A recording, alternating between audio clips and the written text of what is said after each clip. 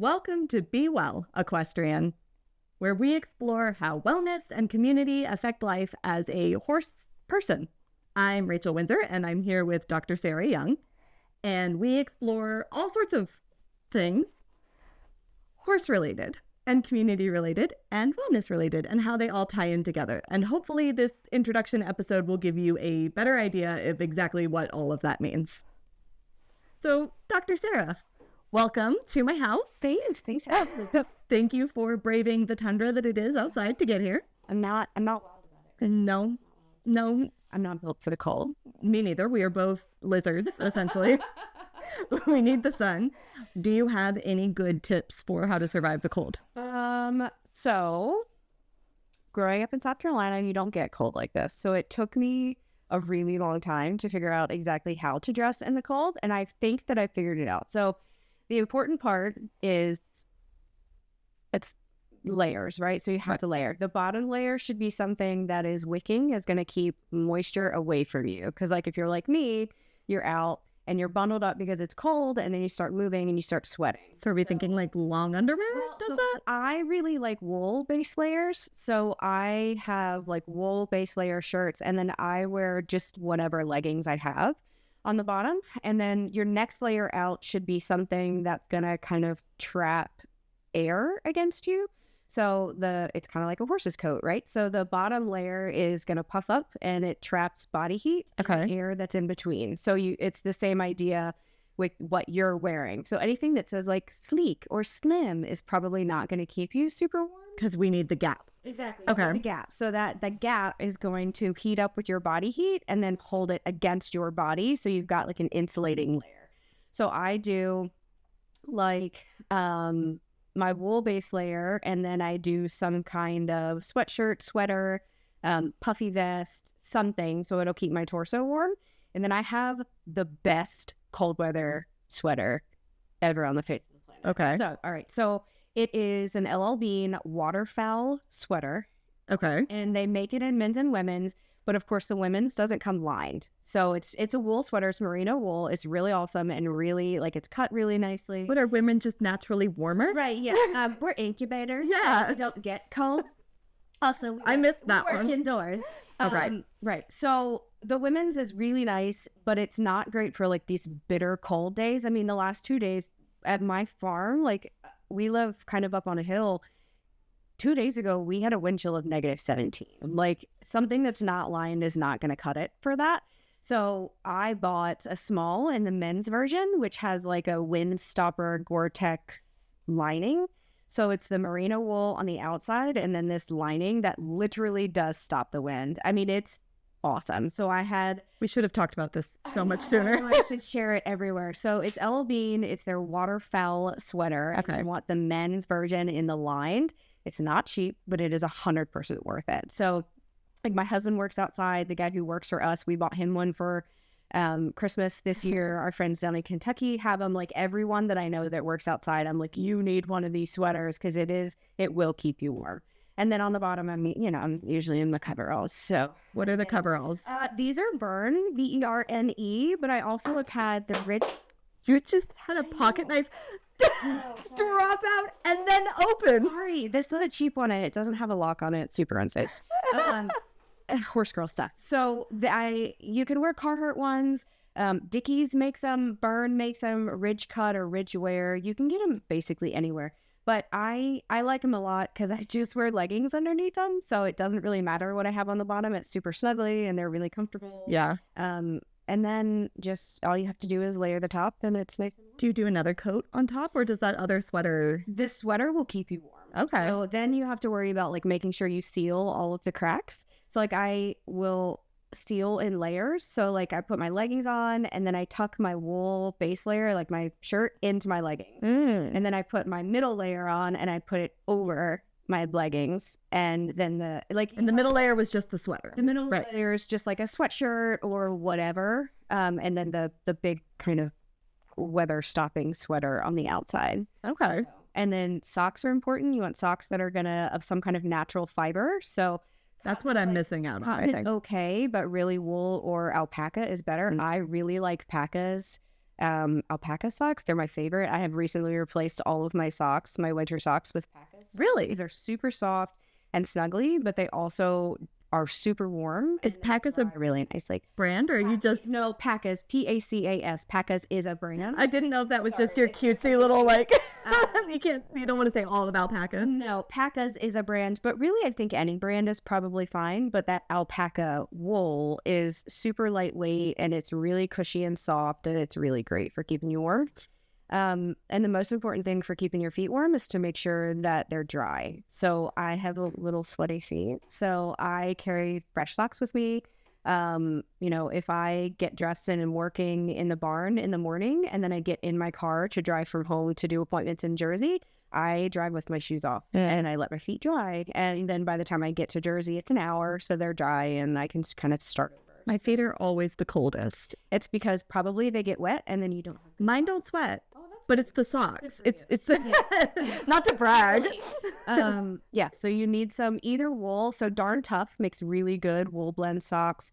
LL Bean and Land's End both have really good wool blend socks. But the more natural fiber you have versus like a polyester blend, so you want like that's the nice thing about the alpaca ones is they usually are 100% alpaca wool, as opposed to a lot of the merino or wool blend socks. It's a wool blend. Right. So you get like 80% wool and 15% polyester and 5% elastin or whatever. I hope that math adds up to 100%. It sounded like it. So, the more natural fibers you can have in the socks, the better it is for like temperature management.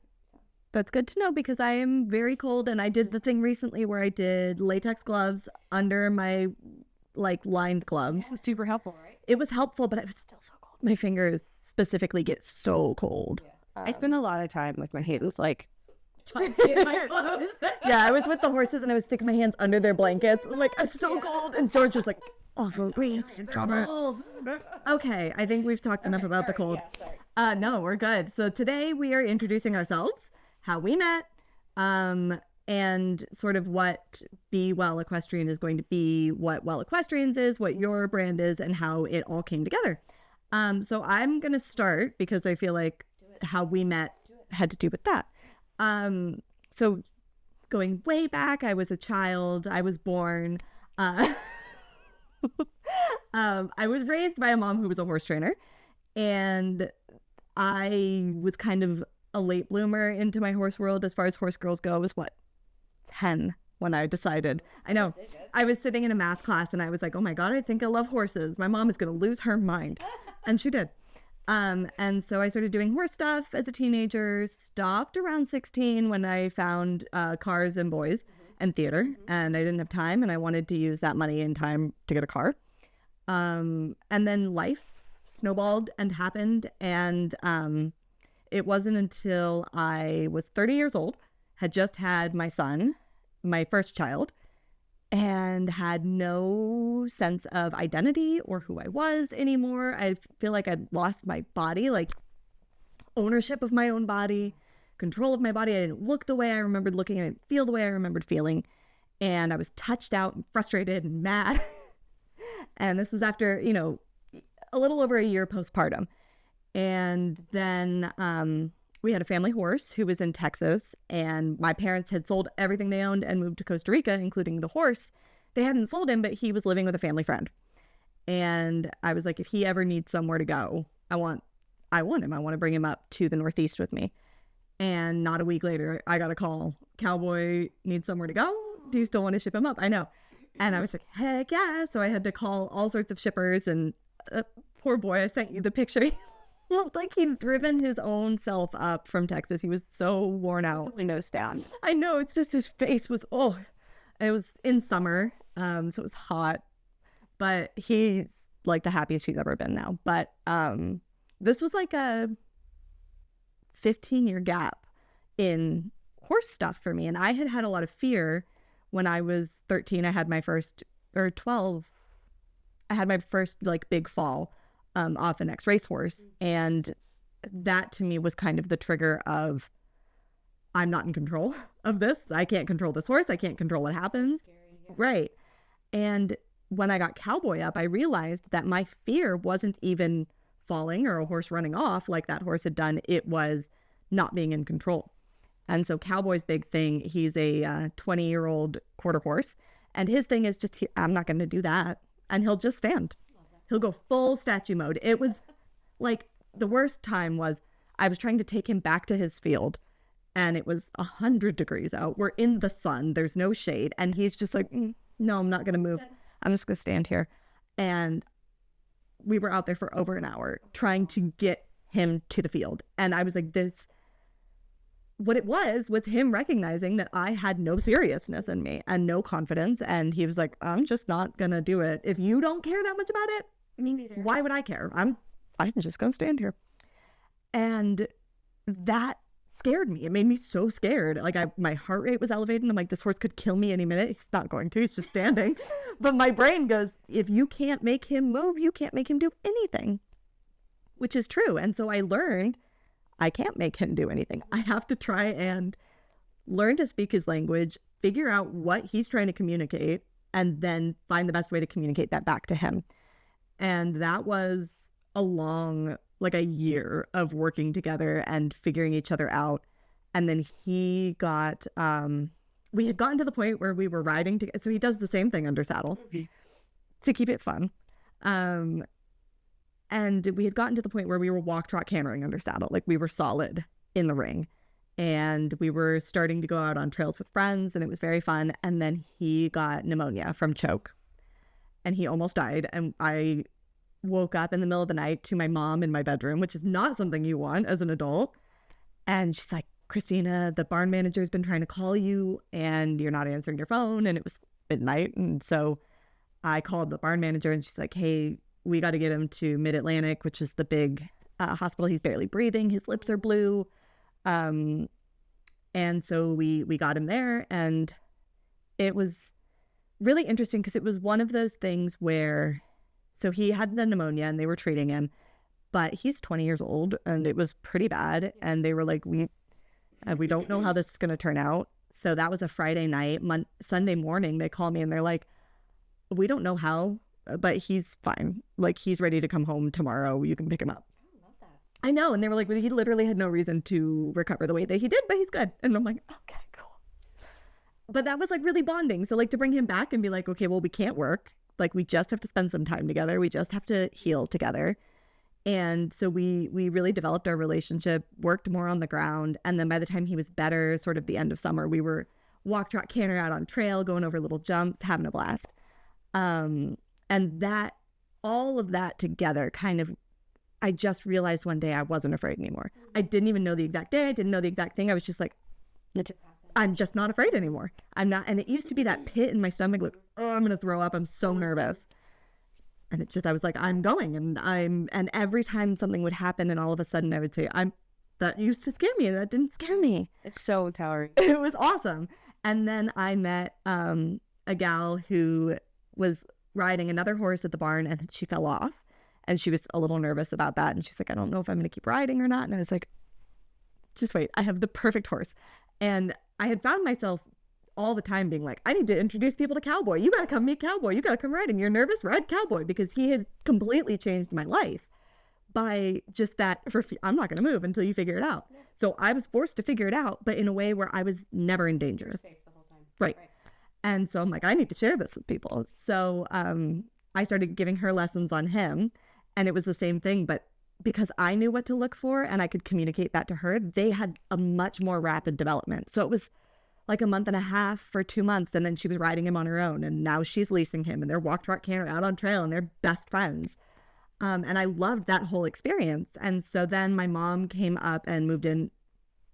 Little context. My mom is also part of Well Equestrians. She's going to be in and out because she lives half the year in Europe and half the year here. So right now she's in Italy. But this was last summer. So she came out and I decided I wanted to start training. I had been a stay-at-home mom the whole time my son existed. And I was like, I want to try and find something to make money and not lose my mind. And all I'm focusing on are horses anyway. So let's see. My mom used to be a horse trainer. So I'm like, basically, I will do the marketing and the planning and I'll work on getting clients. And then you will help me learn how to train. So we started that. We had some clients. And then I got a job at a local horse rescue, doing training. And all of those experiences together made me realize I was just very quickly burned out on training other people's horses. And I was so tired that I never spent time with my own horses because I was spending all day with other people's horses. And I was never in control of how the training was happening. So I had to do what other people thought was best, not necessarily what I thought was best, which was a very, not scary, but it didn't feel comfortable because it's so dangerous. Yeah. And if someone asks you to do something, you're like, that's stupid. I don't want to do that, but you're the boss of me, so. Right. So I'm going to try. Sure. And that made me very uncomfortable. So that kind of developed into, well, what if we got our own horse and we trained and resold that? And that was something my mom had always wanted to do. So we were looking around. We were really drawn to standard breds in general because they're really cool and there's a lot of them around here. Mm-hmm. And so we found someone who was selling a standard bred gelding and an Andalusian saddlebred colt.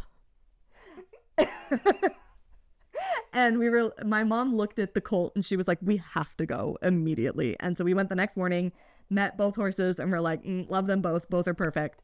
And so we worked with them, got a deal for both of them. And that was George, our standard bred. So we brought him back, started training with him. And it was around this time that we were growing our own little community. So we were at our barn, we were meeting potential clients, and then they were introducing us to their trainers, and we were just meeting people around, and we were like, there are so many resources, but there's not really a place to go. There's like a Facebook group, but that's it. So that's when we decided we wanted to start hosting events because my mom and I are very good at talking. And we wanted to have somewhere to bring people together. So we posted on Facebook, hey, we're hosting an event. There's going to be a speaker. We don't know who it is. And then that's when Dr. Sarah comes in and we get an email from her. That's just like, I'm your speaker. Basically, yeah. Well, I saw your video because I had started following you. So I saw your video on Facebook.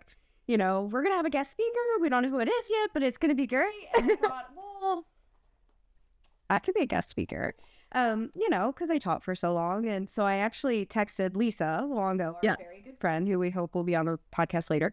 And I said, Lisa, do you think that I could be a guest speaker? And she was like, oh, yeah, absolutely. You should, you know, at the very least, like they'll tell you no if they don't want you. So, you know, so I email like, hey, I really like to talk and I have a lot of experience in front of people. And if you're interested, then give me a buzz.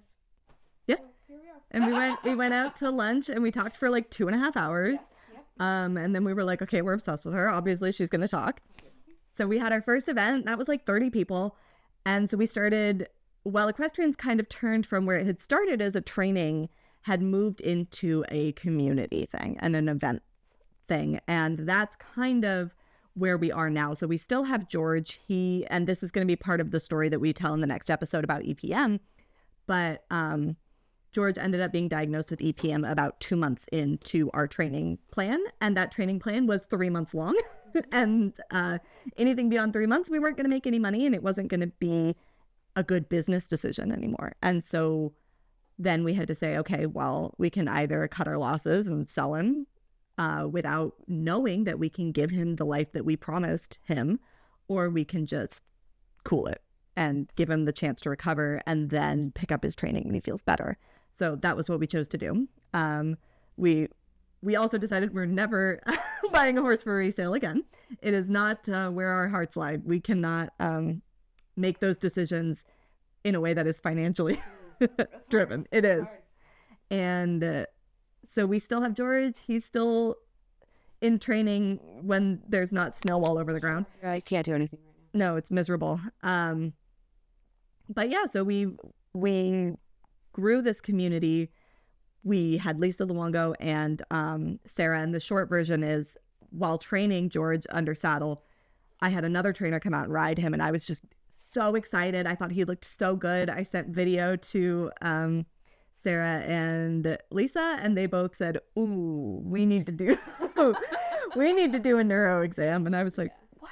No, he looks amazing." And they're like, So we did the neuro exam, and then they did the blood test, and it came back positive for EPM. And and we had to start recovering from there. But what was so impactful about that for me was the fact that I never would have picked up on that without bringing in extra eyes, without like even without having another trainer there to push him so that I could then show you that video. Right. Because I was kind of hesitating with him, which is why I brought another trainer in of maybe I'm not pushing him hard enough. Maybe I'm not asking enough of him. So having all of these other experts who I trust was why I was even able to learn this, as opposed to learning it maybe this spring when he fell or hurt someone or hurt himself. So that is then what leads us to this. Go. So I actually grew up kind of the opposite of what you did, in that I wasn't super exposed to horses, but I've been horse crazy my whole life. So I was very typically one of those little girls that like loved horses, and all my birthday parties were horse themed, and I wanted a pony for Christmas. And but you know, my mom was a single mom, and we didn't have the money for it, and we didn't have the time for it. So the most horse exposure that I got was spending summers with my grandparents in Lebanon. They used to take me over to a family farm where I learned to ride on a mule, who was wonderful. Her name was Kate, and she was wonderful. Love it. And so I kind of grew up collecting horse experience when I could, but it was very inconsistent and really just little bits at a time. And, you know, the guy that taught me to ride taught me to fall, which is a super helpful thing. But like, I was too little to put the saddle on and do it myself. And my job in the barn was to sweep the aisle, and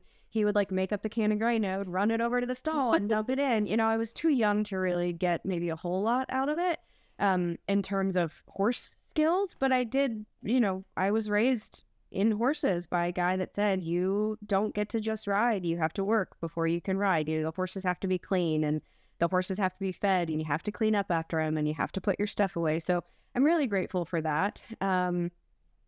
I knew from the time I was very little that I wanted to be a veterinarian. So if you'd asked me even at like 5 years old, I knew I wanted to be a vet.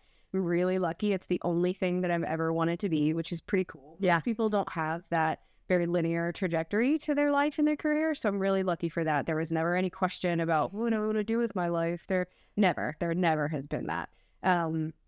So that was very clear. I went to Clemson in Clemson, South Carolina for my undergrad, and I got a really phenomenal education there. Just in general, the ag part of it and the farming and handling and exposure to a bunch of different stuff. It was really, really great. But part of that was the equine techniques class. So they called an AVS, Animal and Veterinary Sciences student, is you have to take 4 of the 5 techniques courses. So it was like beef and sheep or dairy or poultry, which or swine or horses. So I, of course, was like, well, I'm going to take the horse one first. Of course. So I took that spring of my freshman year at Clemson, and I loved the class. I loved learning about stuff. But I was definitely out of my comfort zone because so many of the people in that class grew up with horses. They were riding. They had their own horses. I felt so far behind in that. But I'm real stubborn and to learn new things. So I tried really hard not to let it slow me down. But so I knew that I wanted to be a vet going into vet school. I mean, you know, my degree's in animal and veterinary sciences with a concentration in pre-veterinary medicine. So I knew that was my goal. My first lab for that equine techniques class was on a Monday afternoon, and it was cold and it was rainy and it was crappy. And I'd had like a Monday, you know, as a freshman in college, you know, how you can imagine it's the worst traumatic it is, you know, to have like a bad day at the beginning of the semester. And I got out of my car and walked into the barn and was like, oh yeah, this is it.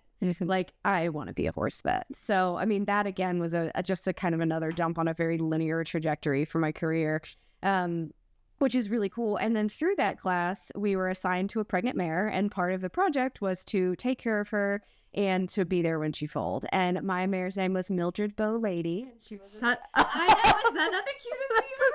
That name. I know, she was wonderful. So she was this like old chestnut quarter horse mare, and she was like real sassy. And as Mildred must be. As Mildred Bow must be. So she was wonderful. But so through that, in that class, I saw my first foal be born, and I got bit by the bug. Like I remember sitting, and it actually wasn't even her. So I happened to be in the barn foal watching for her when another horse was born. And I can just remember like sitting outside the stall in a veil of hay being like, this is the best thing I've ever seen. Like just immediately, just zero hesitation. This is what I want to do. Like, this is it. I never want to do anything else. This is it. So let me ask though, what is it about?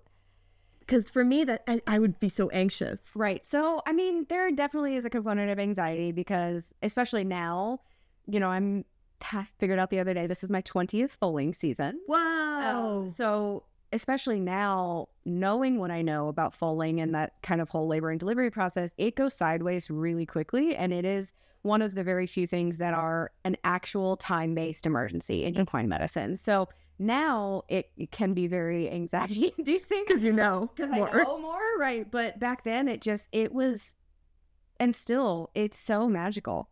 I know all of the science. I know the embryology. I know the cytokines that take it from a sperm and an egg. I know all of the science to it. Mm-hmm. But somehow in my mind, like when I see a foal born, that goes out of the window. Like it's just magic. Right. Like nothing.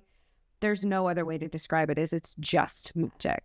Like at some point, someone bred a mare, and now here it is. And this creature is born, and sometimes within 15 or 20 minutes, it's standing on legs that are as long as mine. Not that that's real long, but like on legs that are as long as mine. All of a sudden, they're standing, and then in an hour, they're nursing, and then at 3 hours, like they're running around mom in the stall. Like, how is this not magic? Right. And mom like lays down so I've done all kinds of data collection because I'm a numbers person, and our average time from water breaking to fall on the ground is 7.5 minutes at our farm. Wow. I tell people all the time, like, if you're not watching for it, if you don't know it's happening, you might miss it.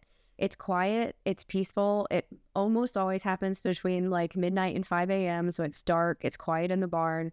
And you go from this like super peaceful, very quiet, you can hear the horses munching on hay, or if you have a barn full of pregnant mares, they all snore. So they like lay flat out and they just like as pregnant creatures do. Love it. But so it goes from that to this really quiet, magical thing that happens. And then you have a foal. And one of the first sounds that you'll hear after a foal is born is a mare turning around and putting her nose on that foal for the first time. And she makes a noise that she only ever makes in that moment. Like, she'll do it every time a foal is born, but it is a noise, a specific tone, a specific noise that a mare only makes when she puts her nose on a foal for the first time. And it, like, makes me tear up. It is just the most beautiful thing. And you can tell that, like, she just loves it, and it is the best thing. And, like, it's just this magical, phenomenal thing. Yeah. And then they're cute, and they're fun, and they're fuzzy. You know what I mean? And then it's a lot of fun. But the whole thing of foaling, the whole experience of foaling is so magical and so beautiful. And I tell people all the time, like, I know that I'm doing exactly what I should be doing because I've foaled, I think we figured out that it's somewhere between 800 and 1,000 mares in 20 years. And I get the same, like, I get the same feeling now that I did the very first time. Oh my God. And I'm so lucky that I've been able to build a life doing this for a living because it is just the coolest thing. Yeah. It's the coolest thing. And I love to have people in because I love to watch people experience it for the first time. And, like. Well, that's why I'm like, okay, how do I get there? Right, yeah. I'm like, you're more than 7 minutes away. There's no way. To be sleeping on my couch. Yeah. To actually make it in for the foaling. Bless my poor mother has been trying to see foaling for 20 years. And she will miss it by minutes. Like when I was at Clemson, I used to say like, Mom, we're going to have a baby tonight. You just come on. And she would be like driving in the long driveway to the barn. And I'd call her and be like, where are you? And she'd be like, I'm coming down the driveway. I'm like, well, there's a new little girl. Very excited to meet you. No. Like she would literally miss it by minutes. So it's happened several times. Oh. She's like, I'm just not meant to see it. Her very Southern voice. So anyway, I do love to share it with people. And at some point on the socials this spring, I'm hoping that I can set up a camera and really like share it kind of socially and put it out there. Cause I know a lot of people are really interested in it and it's fascinating and it's beautiful and I'd love to share it. So that's something to watch out for, I guess. I love that. Okay, so we were. Oh yeah, sorry, I'm distracted. No, well, no, I asked you. We were talking about babies, Right, and your very first time seeing foals. right. So that pretty much set me on this trajectory of like, I knew I wanted to be a vet from a very young age. As soon as I started that equine class, I knew I wanted to be an equine vet. And then as soon as I saw that full board, I was like, repro it is. Like, I want to make babies. So it really ended up that what I tell people is that foals are the whole reason I went to vet school. Like, I could have maybe done something else, but I knew I want to do this. I want to vet foals. I want to work with foals. I want to make babies. This is what I want to do. So I spent the next 4 years in the breeding center, like doing the things that I needed to know how to do. So I learned how to handle stallions and how to breed mares and how to foal mares and, you know, all the kind of nuanced things that that you need to know for that kind of stuff. I got a ton of handling experience, which was really awesome. And then I ended up at Penn. So I went to Penn for vet school, which was another place that was a really phenomenal education. I learned from John Palmer in the NICU, who, like, if you Google equine neonatology in a scholar search, like, John Palmer is on the first 10 papers. Like, he's just this phenomenal resource. And I was really lucky to have him as a clinician. The people at the Hoffman Center at New Bolton Center, which is their Center for Reproduction and Behavior, are phenomenal. Sue McDonnell is the behavioralist out there. When I was there, it was Reg Turner and Pat Sardich, who were kind of the primary clinicians, and Tamara Doby, who were the primary clinicians there, and just all really brilliant, phenomenal veterinarians with a ton of experience. So I feel very lucky to have gotten the experience that I did from those people who were so passionate about the things that I was very quickly becoming very passionate about. Right. So, I did a bunch of extra rotations. I, kind of collected information as I could. And then my fourth year, so January of my fourth year, so it was January before I should have graduated. I did graduate in May, but January before my graduation, everybody's applying for internships and trying to figure out where you're going to go after grad school or after vet school. And I applied for an internship at the Four Sixes of Yellowstone fame. What is that? Oh my God. So obviously you didn't watch. I did not. Oh my gosh. Okay. So you know what Yellowstone is theoretically, yeah, like as a TV show. Well, so the ranch that they send Jimmy, I don't know what a Jimmy is. But the ranch that they send one of the characters to like learn to be a cowboy is the Four Sixes. Okay. And that is a real place. The Four Sixes is a cattle ranch in Guthrie, Texas. When I was looking at it, the population of Guthrie, Texas was like 234, and like 347 of them came in during the day. Like, it's this tiny little. Right. Actually, when I was looking at it, we looked at it on Google Maps, and there was a literal tumbleweed in one of the roads. And my best friend was like, "Are you sure that you want to go there?" I was like, "I do. It sounds amazing." Anyway, they raise beef cattle, but also some of the most phenomenal quarter horses in the country. So I was really excited. I had this internship. I flew out in January to have an interview, and did well in the interview. And they said, "Yep, you can be our intern. This is great." And I was like, "Yes, awesome." And then 2 weeks before graduation, the veterinarian that ran the place called me and said, "Hey, Sarah, we've had some things change, and we're not taking an intern this year. So sorry about it." Which was devastating. Yeah. And terrifying, because there is this thing called the match, which that happens in vet school, and you put in your application for internships, and internships put in there like in search of, and they look at your application and see if you're a good match. And then if you match, you have the opportunity to do that internship. Well, the match had already happened. So all the internships were taken, and everything was like, it was 2 weeks before we were meant to graduate. Like, these people should have been going to their internships in 3 weeks. Right. And so I graduated with no life plan. It was awful. Yeah. As you can imagine, this little type A, like, I'm going to be a vet, and right. Graduated. And had your dream internship. Right. And just like, just right away. Which in hindsight worked out really nicely, because I think it would have been really tough for me to go be in a community of 200 people that all worked on the ranch. It's a very closed community. I would have learned so much. Dr. Glenn Blodgett is who ran the Sixes at that time, and he is an institution. He's died since, and really, really lost a tremendous pillar of the industry when we lost him. But I would have learned a lot, but I think personally it would have been really difficult. Right. So anyway, that it just didn't work out. So I graduated in May of 2012, and then I moved back into my mother's house. Love it. Love that. And I basically papered the United States with my resume. Like, this is who I am. This is what I want to do. Please let me come work for you. I mean, all over the country. I was like, I don't care. I'll go anywhere. I'll do anything. Like, I just need a job. I just want to be a vet.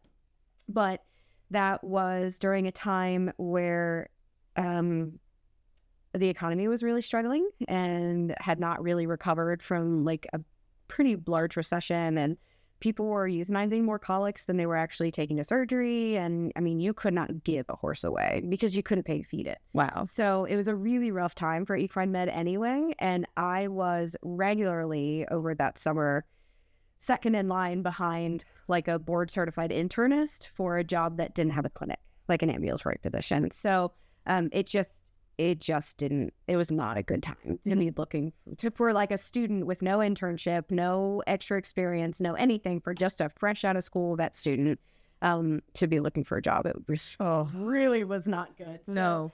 I watched a lot of TV. But I ended up actually, a friend found a job posted back at Clemson teaching. And she sent it to me and said, hey, I know it's not what you want to do, but like you TA'd all these classes when you were at Clemson. Like, there's no reason you can't teach them. Mm-hmm. It's like, why don't you just give it a go? And I thought, well, all right, I did love Clemson and I did like to TA, and I taught these classes. Like, I know all this stuff. Why not?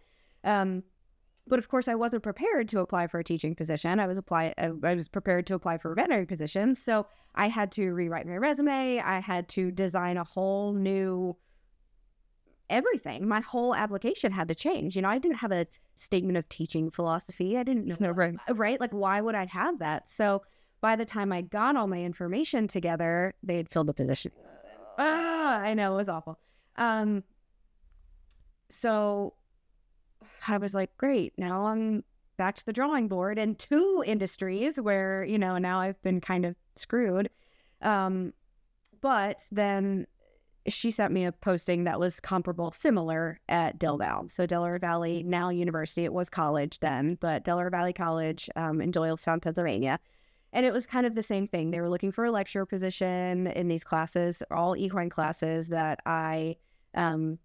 that were similar to what I had taken and then TA'd, and felt really comfortable with the information. And I thought, well, I can need a job, right? Like, I got to do something. I can't just hang out and watch Netflix in my mom's guest house all for the rest of my life.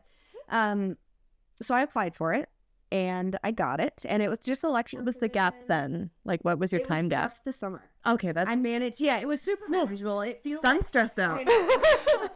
It was very stressful, but it also, I went to the beach a lot with my friends, and I hung out with my mom, and I got to see my nieces and nephews. So like, in hindsight, it was really cool to have that break. This was in North Carolina? South Carolina. Yeah, so I grew up in Columbia.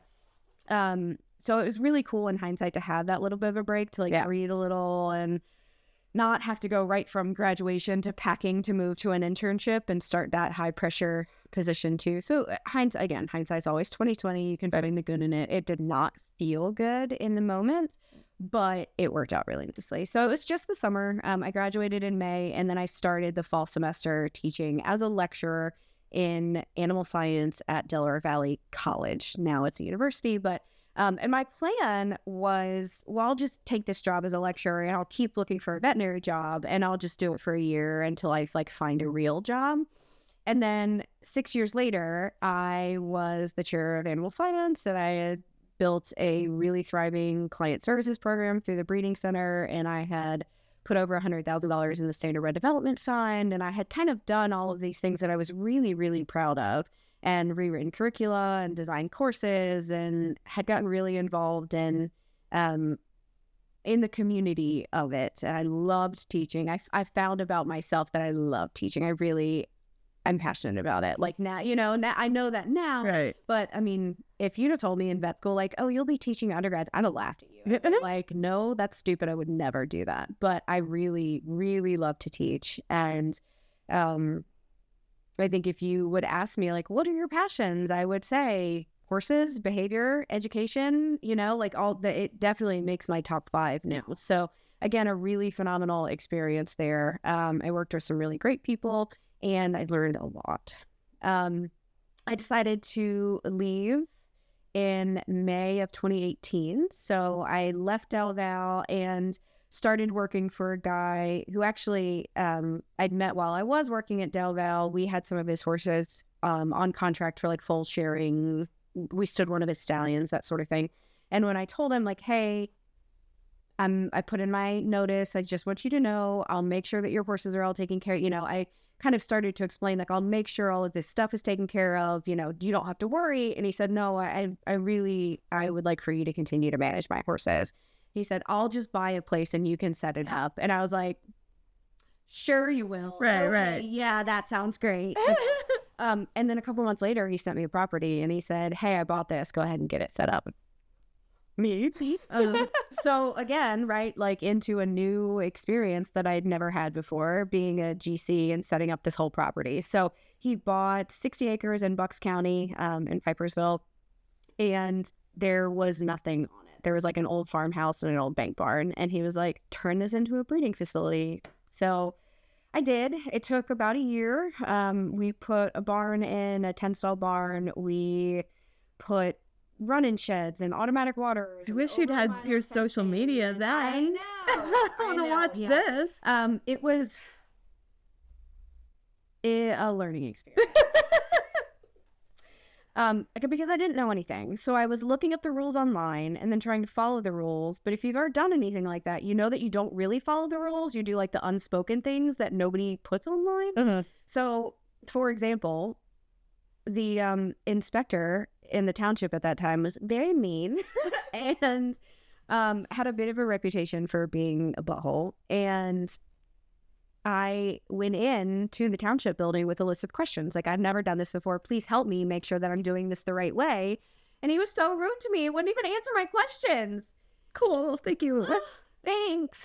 Just trying to do it the right way. And then I later found out that per the state of Pennsylvania, horses in that capacity are considered agriculture and livestock, and I don't need your inspection anyway.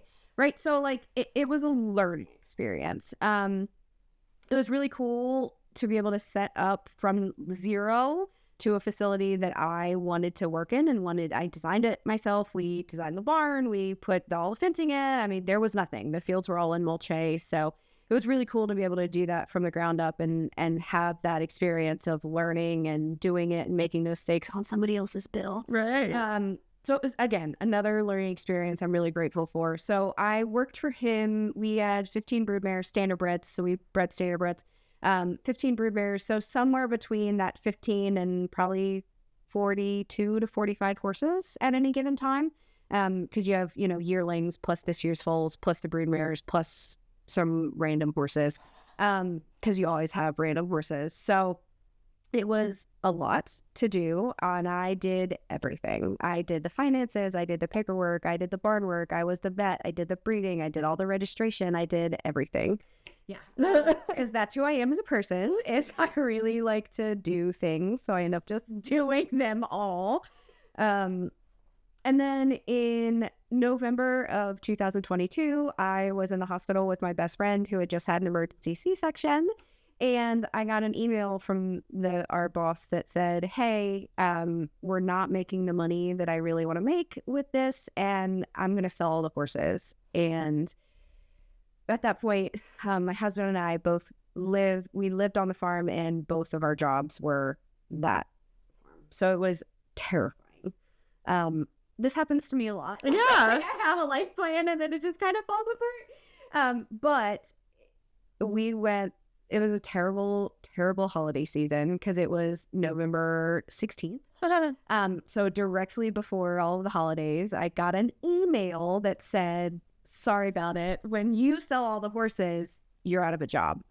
You were like, no one's going to want these horses. No one wants these horses. So, terrible horses. Right. So we went through the whole process of taking pictures and listing and selling all the horses and getting them out and doing all God, that's exhausting too. It's exhausting. Yeah. And managing everything still. So doing all of the other stuff, because just because you're selling a horse doesn't mean you don't have to register it and make sure the staking is done and make sure it's healthy. You know what I mean? Like you still have to do all of that. So it's just on top of all of that. So the last 4 horses that we got off of the farm were 4 brood mares that he decided he wanted to keep, but he was going to move to another facility. And I had been, again, papering the United States with my resume. Not really, not as much, because we had a little bit of an established life here. So I wanted to be local or have a job that would allow me to travel. I looked into pharma. I looked into some regulatory stuff. I looked at some teaching, but nothing really worked. But I was on all the job sites, I was on LinkedIn, and someone actually reached out to me from LinkedIn in early February and said, hey, I have this position that's in Jersey. It's like relatively close to you. And they work with standardbreds. Are you interested? And I was like, well, say more. I said, yes, I'm interested, but like I need more. I need to know a little more. And she was like, well, it's this farm that breeds standardbreds. And I was like, yes, I like that. She said, but the practice that runs out of the farm is all like track vet. And I was like, I don't do lameness. Like I am very much, like I can do basic lameness on the farm, but I'm very much a repro vet. Like I've been now doing repro and breeding and baby stuff, neonatology for 10 years, at this point. So I said, I am more than happy to talk to them, but they need to know, A, I am not a lameness vet. So they're going to have to teach me whatever they want me to know. And B, I live in Bucks County and I cannot move. I'm not going to relocate. And if they want me to do overnight stuff, then they'll have to provide someplace for me to sleep. And like, I had this whole kind of list that I was like, if it works, then great. Yeah, perfect. But if not, like this is, like, I can't wiggle on these. These are non-negotiables for me. And she went and talked to them and came back and said, yeah, they'd like to chat with you. I said, great. And she said, all right, well, it's these guys, the farm's called Heritage Hill. And I said, what? Because these 4 broodmares were scheduled to go to Heritage Hill. And this is a really great example, I think, of the universe, like putting you in the right place at the right time, because 2 separate things brought me to this Heritage Hill farm. Right. So on my last day of employment with this guy that wrote me the email with the email guy was February 28th. And on March 1st, I shipped those mares to Heritage Hill. And I had to take them in 2 groups. And between groups, I stood with the owners of that clinic and had an interview and standing on the lawn and left with a job. Wow. So, I mean, I was unemployed for less than 12 hours, like it just, so again, the universe really providing a really phenomenal opportunity. Yeah. So that was Steve Dye and Greg Dye, who own Dye Equine, that runs out of Allentown, New Jersey. And they do standardbred track med and training med, kind of in that Chesterfield area. So I worked for them. I learned so much about a ton of things that I didn't know. I'd been in standardbreds for a really long time. I knew how to breed them. I knew all the stallions. I'd been in all the breeding sheds, and I can foal them and raise them and prep them, sales prep them and send them. I run a really beautiful consignment, but I didn't know anything after that. Like they went out into the world and then I was like, that's my kids. Bye. It's like dropping your kids off at college. You're like, all right, do good, make a decision. But I didn't know anything else. So that job then taught me the other side of stuff, because I was seeing the injuries that they get on the track, or how you manage this lameness, or what their bodies need. And I was just really getting a whole different side of vet med that was really cool.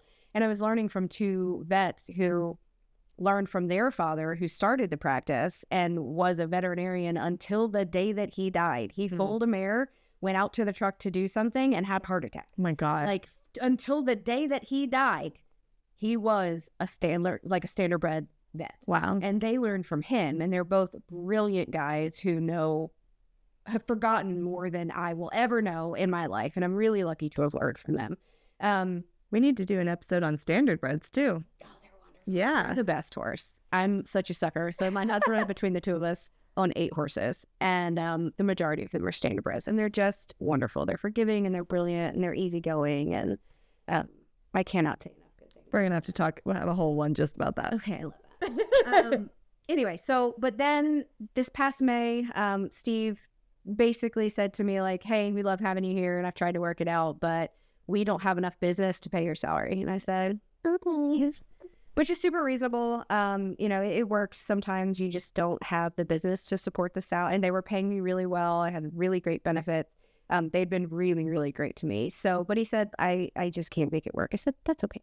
But he did allow me to keep all my clients in Jersey. He said, they're your clients. You've been taking care of them for the last 3 years. I don't want them. Like they're all yours. He sold me the rig that I was working out of, gave me the vet box, all of this knowledge. If I need anything, I can call and say like, "Hey, Steve, can I use your DR? I have x-rays to do." And he's like, "Yep, I'll leave it in the office for you." So like really great experience. But as of June 1st this year, it is all Sarah all the time. June 1st of 2025? Yeah. Oh, yeah. I guess we are now in 26. So, yeah, June 1st of 25, it became all Sarah and Seven Cedars Equine all the time. So it's just me now.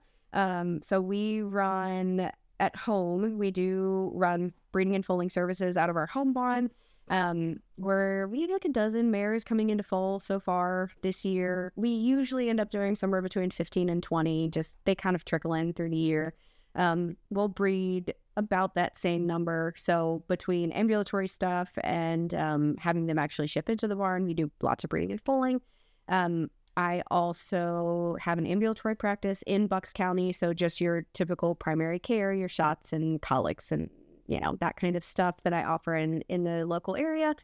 And then my second favorite part, but my first favorite part that we really developed and partially together is this behavioral stuff that I've really leaned into that has always been an interest to me, but I've never really had the opportunity to do. So, you and I travel around and we do behavior consultations, and we work with horses that are scared or nervous or need needle training or trailer training or have some kind of their owner have some kind of concerns. So that's probably my second favorite thing about vet med. The first is obviously the babies and the breeding and foaling, but very closely related to that is training and behavior, especially as it relates to teaching, like development of the young horse, which I think kind of fits in really nicely. Which is something we've worked on together with my young guy too. Which I'm excited for you to come out and see him soon, because I feel like we're so different together than we were the last time you were there, where I have confidence around him and I'm like, it makes such a difference, doesn't it? Like you're like, "Hey, do this." He's like, "Okay, fine, sounds good. You're the boss." He's just a freaking angel. He's just an angel. I just realized that I just have to act like I am bigger than him. And then he's like, "Yeah, you probably are." Yeah. That's what I tell people all the time is like, they know when you're faking it. So you either have to really feel that you can do it, or you have to be super convincing, because they can tell. I mean, when you freak out, they're like, "Why are we freaking out? Yeah. Freaking out about something?" Yeah. I tell people a lot that, like, they see videos of me with horses freaking out in a trailer or standing up on 2 feet or dragging me around, or all these things that happen when you have young horses or kind of troubled horses or scared horses. And they say, "How do you keep your cool? It's so scary." I'm like, listen, only one of us can freak out at a time, and it is never my turn. It's never my turn to freak out. So that's the trick. It feels very similar to a toddler. Yeah. Oh, yeah. Don't let them see weakness. So I'm very squeamish, but now you've got me like, maybe I should look into vet med. You're just so passionate about it. We're not. Listen, I love my job. I love what I do. I feel very strongly that it is not something you embark upon casually. I would be terrible at it. I'd be so bad. And the fun parts are really, really tremendous. And the good days are really, really wonderful. But I could tell you, I could fill a whole podcast of terrible stories. I don't think we'll record that one. But that's the kind of thing that I used to tell my students is like, you cannot go to vet school because your mom wants you to. And you cannot go to vet school because your boyfriend's going to vet school and you don't want to have to break up. Like, you need to go to vet school because it is passionate for you, because you want to, you desperately want to, and that's what you want to be. Because it's the only way to get through it. Vet school sucks so bad. And it's really expensive. The debt is terrifying. So it's not something in which you should embark lightly. It's definitely like you need to meet it. Yeah. So Well, I'll just keep following you around then. you can just follow me around. Then you'll get all the fun parts. Yeah. And then we can share it here, and then everybody can have the fun parts. So it'll be great. Perfect. Well, that seems like a great segue to say goodbye. Oh yeah. So thank you this was our first episode, getting to know us, getting to know kind of how community has shaped already our experience. And join us next time. We're going to talk more. Apparently, we'll talk about standardbred sometime. Yes. Going to talk about EPM. We're going to have a bunch of great guests and get to know them and really pick their brains. You can follow us both right now on Facebook, Instagram. She's on TikTok. And then we're on YouTube, Equestrians and Seven Cedars Equine. Yep. So thank you and be well, Equestrian. See you next time. That's pretty good.